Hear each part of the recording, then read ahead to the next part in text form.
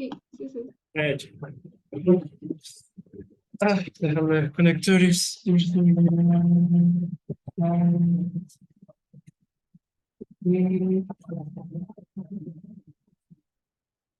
A ver, no sé si se escuchó la última parte, pero el tratamiento para el anterior era, este, eran lentísimos. Era hidrocortisona, ¿ya? Ahora, a ver si me estoy.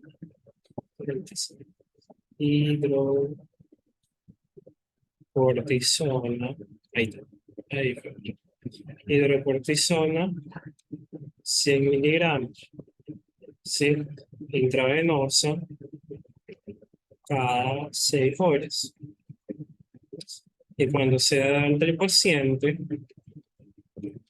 la posología se mantiene, es la misma,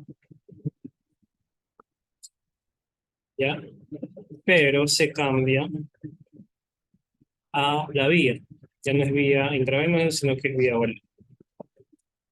¿Sí? ¿Y por qué haces esto? Porque recordemos que la hidrocortisona es un análogo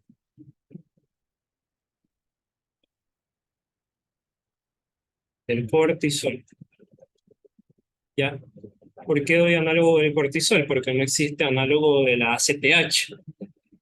Siquiera lo pueden fabricar, pero no sé cuántas platas le van a costar. Por eso es que no se hace ACTH, porque no hay análogo de ACTH. Entonces, en respuesta a ese eje que nosotros habíamos dibujado, lo más fácil y conveniente es dar cortisol para así restablecer ese eje. ¿Sí? Y siempre se restablece ese eje independientemente de qué hormonas se ven afectadas. Por ejemplo, en el caso de que viene un paciente por hipotiroidismo secundario a un hipopituitarismo, ¿ya? Que afecta tanto al eje córtico-tropo como al eje, en este caso, tirotropo, que es el eje de la CTH, ¿ya? A ver, ACTH por acá, que es el eje corticotropo, y el TSH, que es el del estiroestimulante, ¿ya? En esta situación, a pesar de que el paciente me viene por esta situación, yo tengo que restaurar primero el ACTH, luego restauro el de la TSH. Y así con los otros ejes. Si me viene el paciente con afectación de la ACTH y, por ejemplo, afectación de la prolactina, yo primero restauro la ACTH y luego restauro la prolactina, porque recuerden que primero la ACTH es la que me dice el paciente se muere o el paciente vive, ¿sí? Porque recordemos que interviene en la parte de la lucha y la huida, la parte del estrés, ¿ya? En otras palabras, si no tuvieras ese hormona y te estresara, ¿ya? Eh, te morirías, por así decirlo, ¿ya? Porque no sabrías mediar ese tipo de respuesta. Eh, y al mismo tiempo, porque una manera más entendible que le explicó Solís, es que todo esto es como engranajes, ¿ya? Como cuando tienes una maquinaria vieja.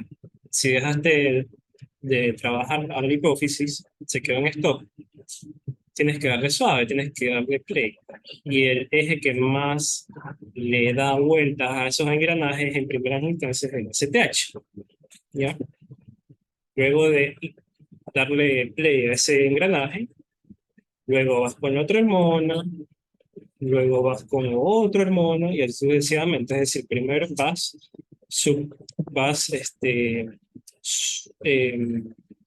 supliendo las hormonas que no están de poco a poco, pero siempre la primera es la ACTH. ¿Sí? ¿Sí se quedó claro esa parte?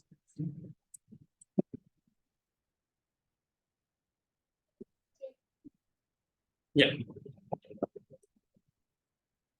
entonces,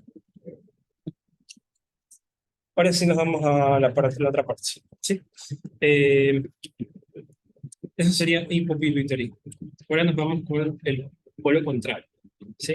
Que por así decir sería lo que entre comillas sería como lo contrario, ¿no? En vez del hipo sería el hiper, pero como tal no se llama hiperpituitarismo, sino que hay ciertas causas que me pueden inducir a que una hormona producida por la hipófisis se eleve.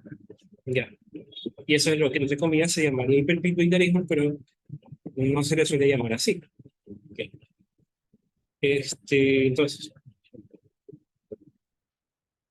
¿en qué casos pueden estar las hormonas hipofisiarias elevadas? La causa más común es tener una masa tumoral, es decir, un tumor que a nivel de la hipófisis ya que me produzca ese hormona y consecuentemente se esté elevando. ¿Sí? Ya. De esta manera podemos clasificar a los tumores a nivel hipofisiario de la siguiente manera. Según el tamaño,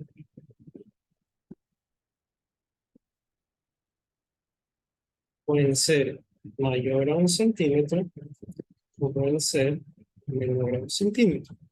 Cuando son mayores a 1 centímetro, son macroadenomas, si se denominan, y cuando son menores a 1 centímetro, son microadenomas.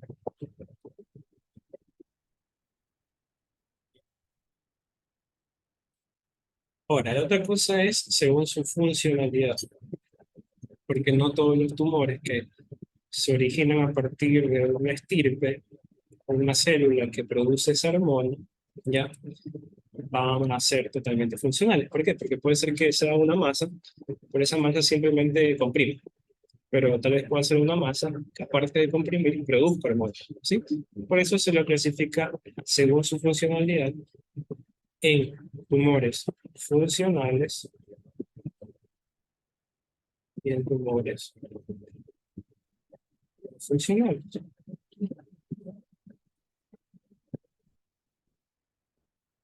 ¿Sí? Ahora, eso es importante porque a partir de aquí el doctor sacó 3 preguntas. Bien, entonces, el tumor, dice así, eh, el tumor hipofisiario. ¿Cuál es el tumor hipofisiario? El tipo de tumor hipofisiario es el más frecuente, valga la redundancia, a nivel de la hipófisis. Y el tumor hipofisiario más frecuente justamente son los no funcionales. Esa es la respuesta a esa pregunta. ¿Cuál es el tipo de tumor más frecuente a nivel de la hipófisis? Y la respuesta es los tumores no funcionales. Es decir, que el 55% más o menos de los tumores que se producen a nivel de la hipófisis no secretan ningún hormona. ¿Ya? Ahora viene otra pregunta. No es la misma. ¿Ya? Eh, ¿cuál es cuál es el tumor microadenoma? Es decir, menor de 1 centímetro.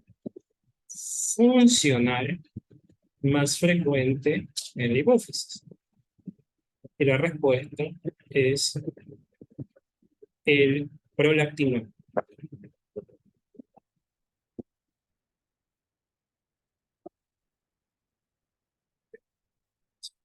Entonces, ante la pregunta de cuál es el tumor microadenoma o tumor menor de 1 centímetro funcional a nivel hipofisiario, la respuesta es prolactinoma. Ahora bien, otra pregunta.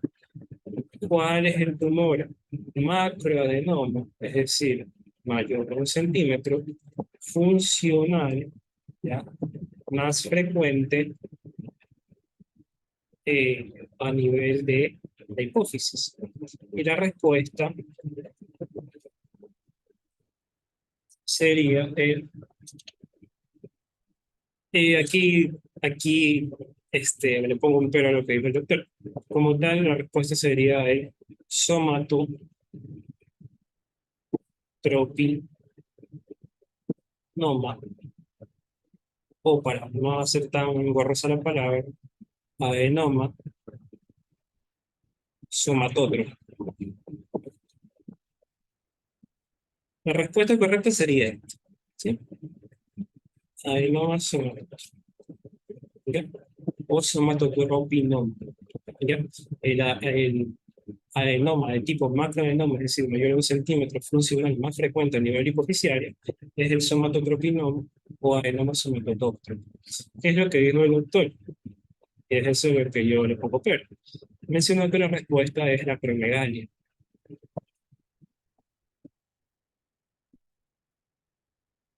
Pero recuerden que la acromegalia como tal es la patología que se genera por una etiología específica, ¿sí?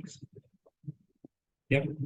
Entonces, consecuencia de este somatotropinoma, por ejemplo, en pacientes en los cuales ya se cerró el cartílago de crecimiento, van a desarrollar lo más probable acromegalia, ¿sí? Pero igual sí, eso yo lo dejo a criterio de ustedes. ¿Ya? Esto es lo que dijo el doctor en otras palabras. Acromegalia. La respuesta ante un macroadenoma mayor de 1 centímetro funcional, la respuesta del doctor sería acromegalia. ¿Ya? ¿Qué otra cosa más tenemos que ver?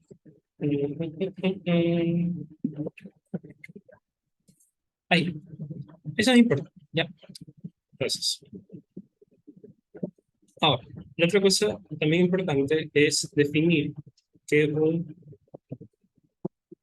eh,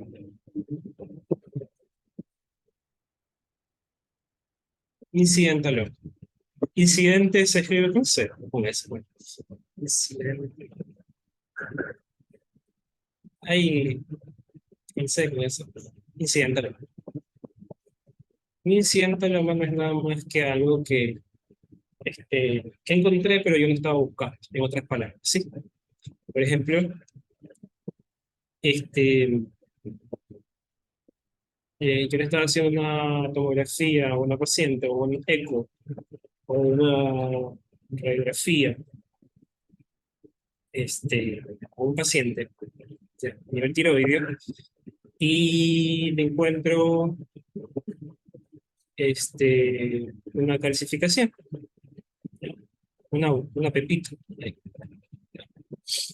Yo hago los estudios respectivos y determino que es una masa tumoral, ¿sí? Pero al momento de evaluar las hormonas y al momento de evaluar el tamaño, veo que tiene un tamaño muy pequeño y al mismo tiempo que las hormonas, no, o sea, no produce hormonas, ya no produce hormonas, ¿ya? Entonces, ¿qué es un incidentable? Me corresponde una imagen, que típicamente se lo descubre a través de técnicas imagenológicas. Es una imagen que yo encuentro sin estarla buscando y que esta suele ser de pequeño tamaño, una masa de pequeño tamaño, ¿ya? Y que suele ser no funcional porque no produce hormonas, ¿ya? Esto es importante, ¿por qué? Porque al momento en el que nosotros definimos esto, definimos al mismo tiempo qué es lo que se hace frente a un incidentaloma, sabiendo que los incidentalomas pueden ser en 3 sitios principalmente, ¿ya? A nivel hipoficiario, a nivel de las glándulas suprarrenales y a nivel de la tiroides, ¿sí? Entonces, por ejemplo, ahorita estamos en hipófisis, frente a un incidentaloma hipoficiario, ¿cuál sería la medida que yo debo tomar? Pregunto, ¿qué hago? Sabiendo que es una masa muy pequeña que no está comprimiendo tantas estructuras, que no produce hormonas y que yo simplemente la llevo de chiripazo. ¿Qué hago?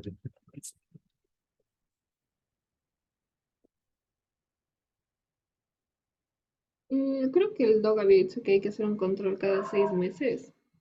Sí, pero sí, o sea, sí, justamente sería más o menos, sí, así.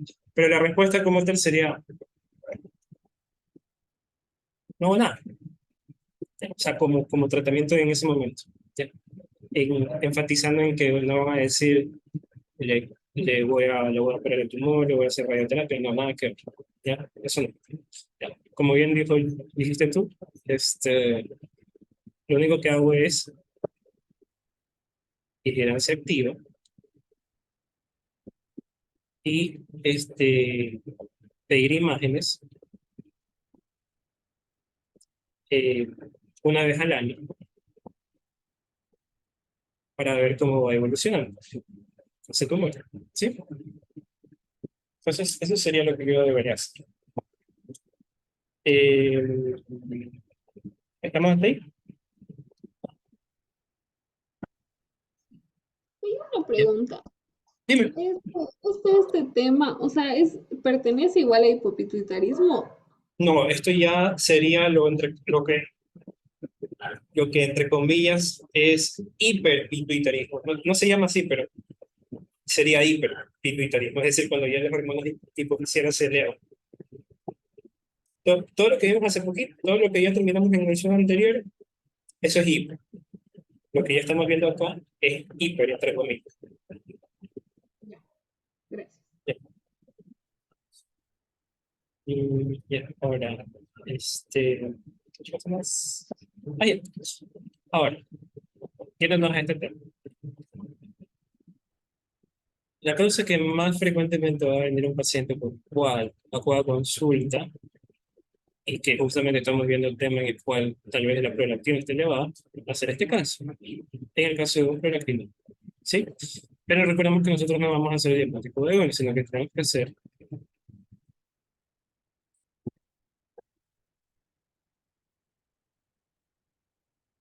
una buena historia clínica, junto con un buen examen físico, luego los exámenes laboratoriales, y luego los exámenes imagenológicos. ¿Ya? Y una vez hecho esto, yo ya llego al diagnóstico. ¿Sí? Por lo tanto, el paciente como tal no me va a llegar a consulta diciendo, vengo por un prolactina. No, no. El paciente viene por un cuadro denominado hiperprolactinemia.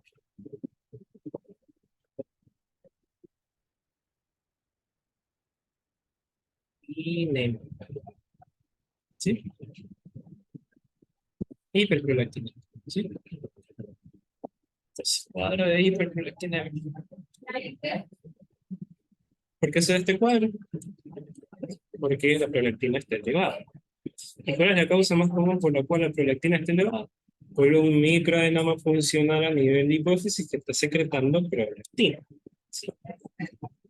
Pero por ahora no tomemos el prolactinoma porque todavía no hemos llegado al diagnóstico con certeza. ¿Bien?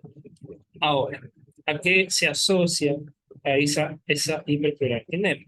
Se asocia a varias cosas que ya le hemos tratado en el momento en el que vimos el eje de la prolactina, grosso modo. Pero ahora vamos a hablar de algunas cosas importantes. Por ejemplo, el valor normal de la prolactina. El doctor mencionó que el valor normal de la prolactina no es algo con lo cual tú vayas a diagnosticar una enfermedad, por que varía de acuerdo al laboratorio. Pero de manera general podemos decir que va de 17 a 20 miligramos sobre decilitro. ¿Sí? En ese rango más o menos va niveles de prolactina.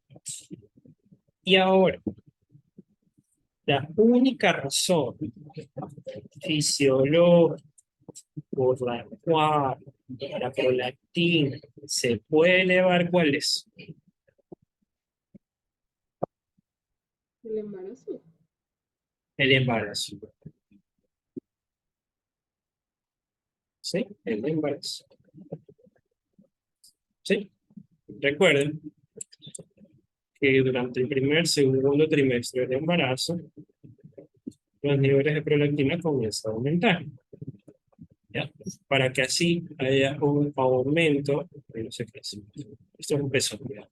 Este es un aumento en la producción de leche, esa glándula de la mujer embarazada se comienza a hacer mucho más grande, ¿sí? Comienza a beber mucha más leche y posteriormente estos altos niveles de prolactina me van a ayudar a sí mismo durante el periodo de lactancia, junto con la oxitocina para que se expulse, ¿no? Pero la oxitocina la dejamos a un lado porque no estamos hablando de oxitocina. Bien. Ahora, la única causa fisiológica es el embarazo. Bien.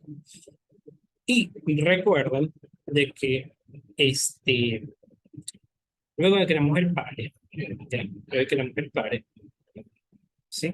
Esos niveles de prolactina tal vez se sigan manteniendo durante unos 6 meses como máximo. 6 meses con un mes. Y recuerden que es por esta razón de que la prolactina se sigue manteniendo en menos durante 6 meses que la mujer no puede quedar embarazada durante el periodo de lactancia y la mujer no menstrua, es decir, tiene amenorrea durante esos 6 meses. Sí, eso es lo que ya habíamos hablado más o menos, ¿no? Recuerden lo de la FSH, la LH, que la prolactina naturalmente inhibe la hormona sexual. ¿Ya? Eso es importante. Eh, Ahora, déjenme ver algo que esta vez me puedo estar hablando. Ya.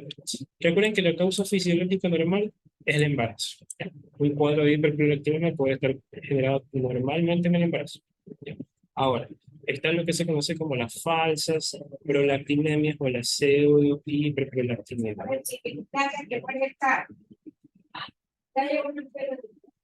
¿Ya?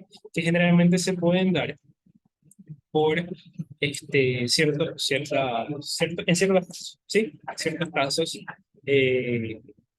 secundarios a otras patologías o en ciertos casos por hacer un abuso suprafisiológico de lo que nosotros podemos hacer natural. Sí.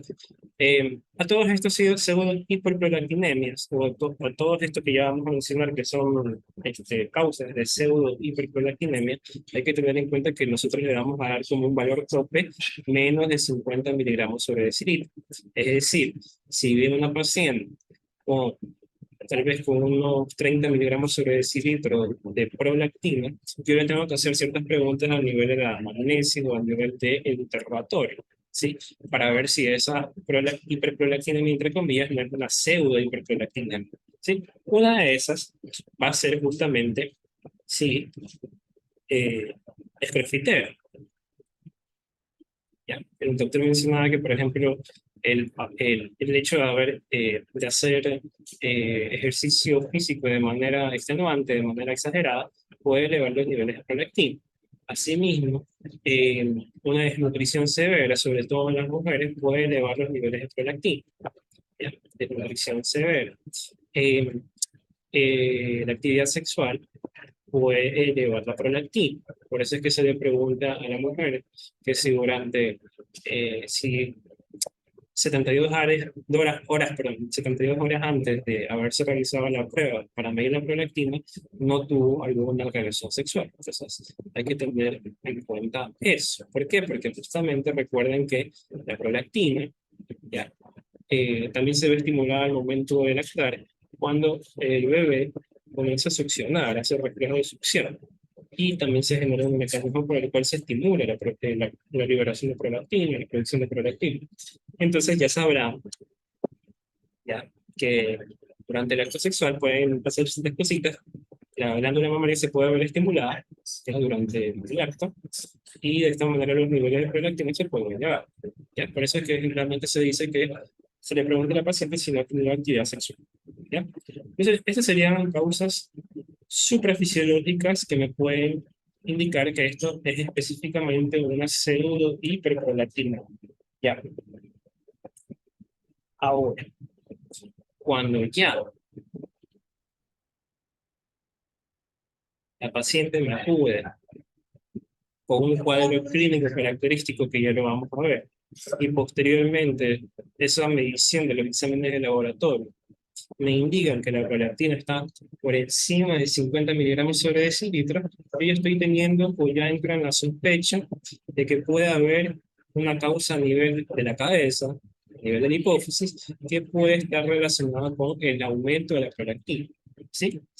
Entonces, este examen laboratorial, ya, más la parte del examen físico, ya, es decir, con la clínica, ya, me dan a gritos que se puede tratar de, de algo a nivel de la hipófisis. ¿Y cuál es la clínica característica por la cual acuden estas pacientes a consulta? ¿Ya? Eso es lo que se conoce como síndrome de galactorrea amenorrea.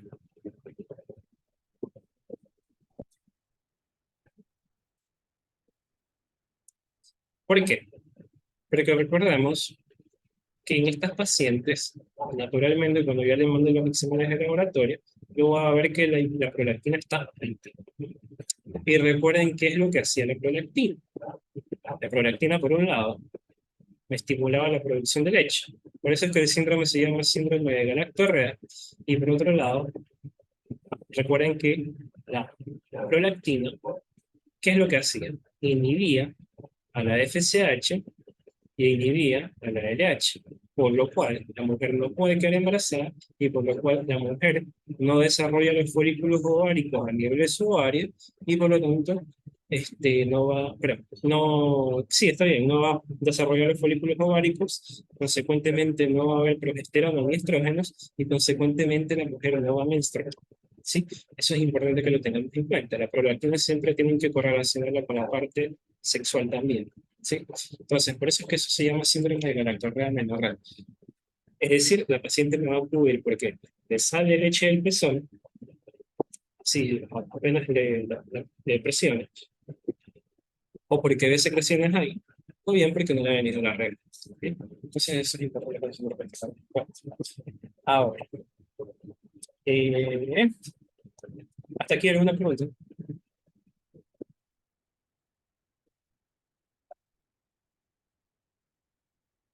No, ya. Ahora, hay que tener en cuenta lo siguiente, que esto es bonito cuando nosotros le hablamos del paciente femenino.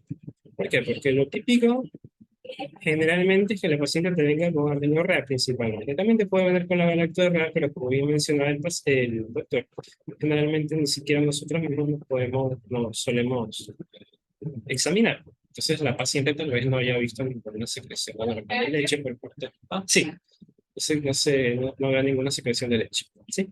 Pero puede ser que a nivel del examen físico nosotros presionamos la glándula mamaria, salga leche. ¿Sí? Pero ¿qué es lo que ocurre en el hombre? En el hombre no tiene regla. Por lo tanto, en el hombre, en cambio, la función de la prolactina, recuerden que el hombre, los niveles de prolactina están bajos, naturalmente. ¿Sí? Pero ¿qué ocurre cuando la prolactina está elevada? Recuerden que ya sea hombre o ya sea mujer, nosotros tenemos en mujer y hombre tenemos la FSH, ¿ya? La FSH principalmente, ¿no? En este caso, la FSH, recuerden que nosotros, este FSH en el hombre va a estimular a los folículos, perdón, a los, eh, a los gametos sexuales, a la producción de gametos y al mismo tiempo a la producción de hormonas. ¿Ya? Entonces, si no tengo folículo estimulante en el hombre, en cambio no voy a tener testosterona. ¿Ya? Y si no tengo testosterona, ¿ya? El paciente lo más probable es que me venga con los síntomas típicos de un paciente con disminución de hormonas sexuales masculinas. Y uno de esos va a ser la disfunción eréctil.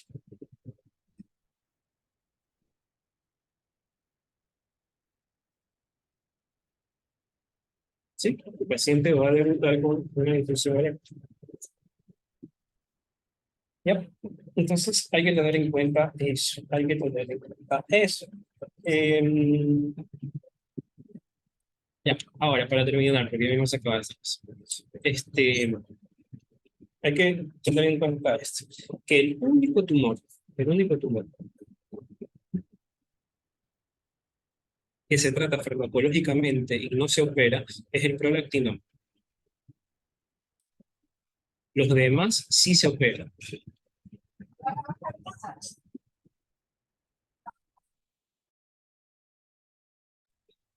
Ya, el único tumor que no se opera y solamente se trata de manera farmacológica es el prolactinoma.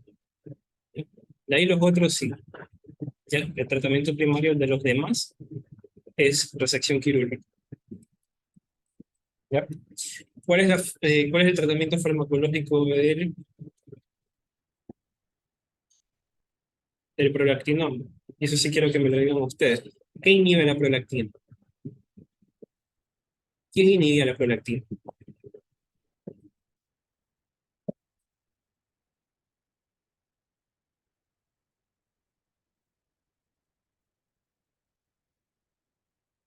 Bueno, recuerden que a ver, tiene- La FSH.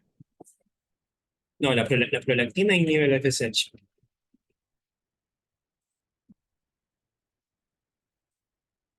La comienza con D. Do, do, pa, la dopamina. ¿Sí? Recuerda. La dopamina inhibe a la prolactina.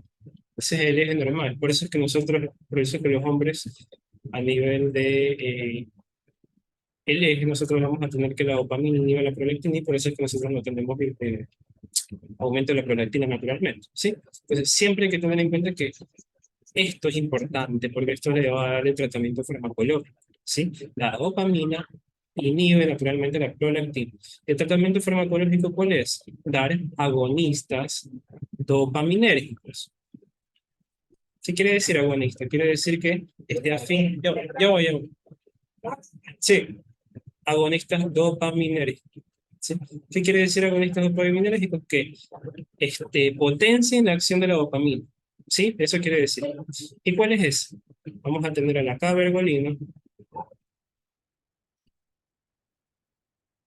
y vamos a tener a la otra que se me olvidó, a la bromocriptina.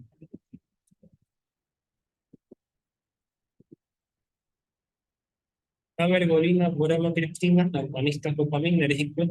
La cabergolina 0,5 microgramos, 2 veces a la semana en días separados, por ejemplo, martes y sábado. ¿Durante cuánto tiempo? Durante 6 meses, como mínimo. ¿Sí?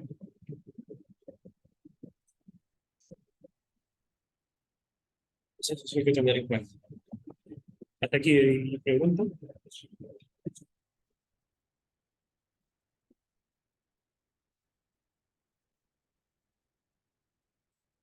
¿No?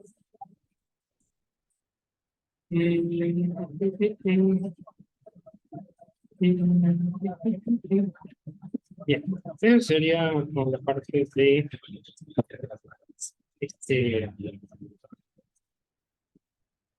de prolactina. ¿Sí?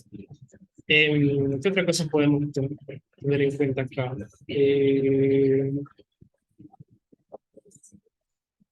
A ver.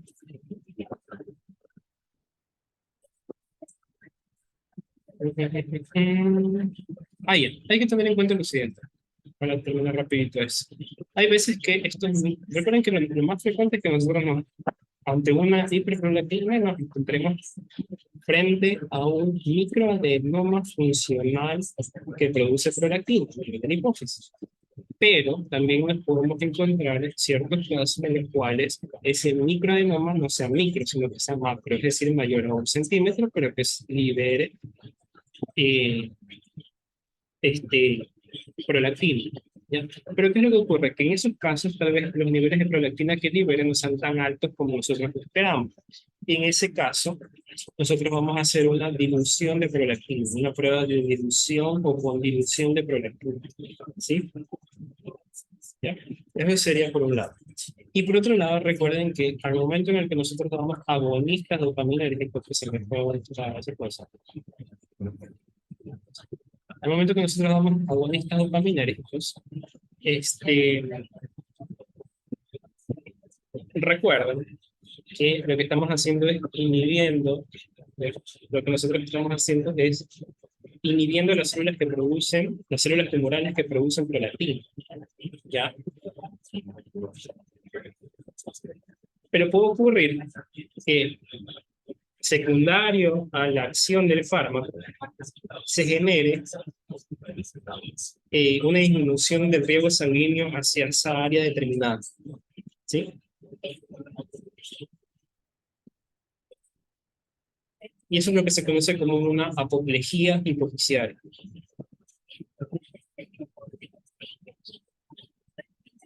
Apoplejía hipofisiaria. ¿Sí? Apoplejía hipofisiaria.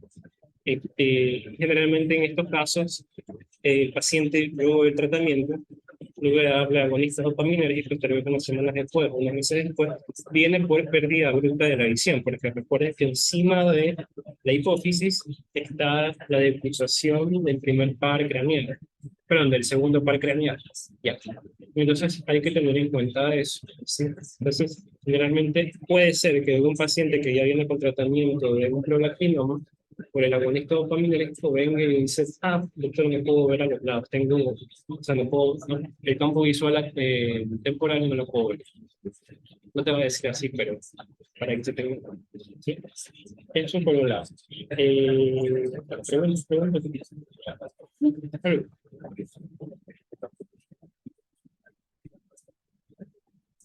¿No? No hay preguntas, entonces ahí cortamos y ya mismo hacemos la otra. Voy a ver algo. Bien.